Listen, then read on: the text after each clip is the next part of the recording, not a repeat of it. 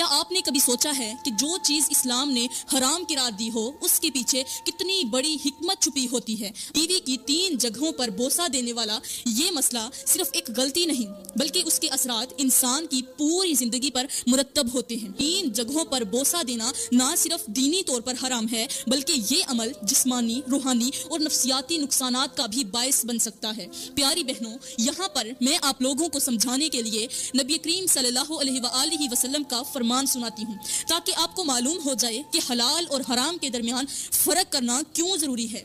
میرے کریم نبی صلی اللہ علیہ وآلہ وسلم نے فرمایا کہ انسان جب بار بار کسی گناہ کے قریب جاتا ہے تو اس کا دل سیاہ ہو جاتا ہے، یہاں تک کہ وہ اس گناہ کو معمولی سمجھنے لگتا ہے، بالکل ایسے جیسے کوئی شخص ابتدا میں کسی آگ کے قریب کھڑا ہو تو اسے گرمی محسوس ہوتی ہے، مگر جب وہ روز اس آگ کے پاس جانے لگے تو آہستہ آہستہ اس کا بدن اس گرمی کا عادی ہو جاتا ہے اور پھر ایک دن وہ خود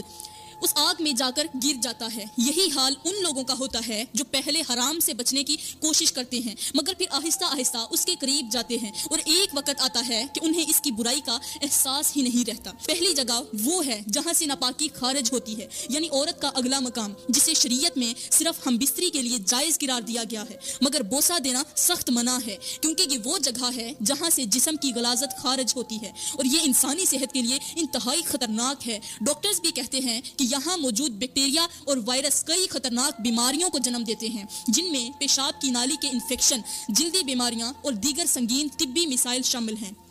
جنہیں اللہ اور اس کے رسول نے سخت ناپسند فرمایا۔ آج بہت سے شوہر لا علمی یا اپنی خواہشات کی پیروی میں بیوی کے اگلے حصے کو چومنے یا چوسنے جیسی حرکات کر رہے ہیں، جبکہ اسلام نے اسے ناپسندیدہ اور حرام قرار دیا ہے۔ جدید سائنس بھی یہی کہتی ہے کہ وہاں بے شمار جراثیم اور بیکٹیریا ہوتے ہیں جو مختلف بیماریوں کو جنم دیتے ہیں، جن میں منہ اور پیٹ کے انفیکشن، جلدی بیماریاں اور بعض خطرناک وائرس شامل ہیں۔ یہ وہی مقام ہے جہاں سے ناپاکی خارج ہوتی ہے اور اسے زبان کے ذریعے چومنا یا چوسنا خود کو بیماریوں میں مبتلا کرنے کے مترادف ہے۔ اب دوسری جگہ وہ ہے جو پچھلا مقام کہلاتی ہے، جہاں سے فضلہ خارج ہوتا ہے اور جس کے بارے میں اسلام نے سختی سے منع فرمایا ہے۔ یہ وہ ناپاک جگہ ہے جہاں بوسہ دینا تو درکنار، جسمانی تعلق قائم کرنا بھی کبیرہ گناہ ہے جس پر اللہ نے شدید عذاب کا اعلان کیا ہے۔ آج کے لوگ نادانی میں اس گناہ میں مبتلا ہو رہے ہیں، وہ اسے محبت اور قربت کا نام دیتے ہیں، حالانکہ حقیقت میں یہ ایک انتہائی گھناؤنا اور فطرت کے خلاف عمل ہے۔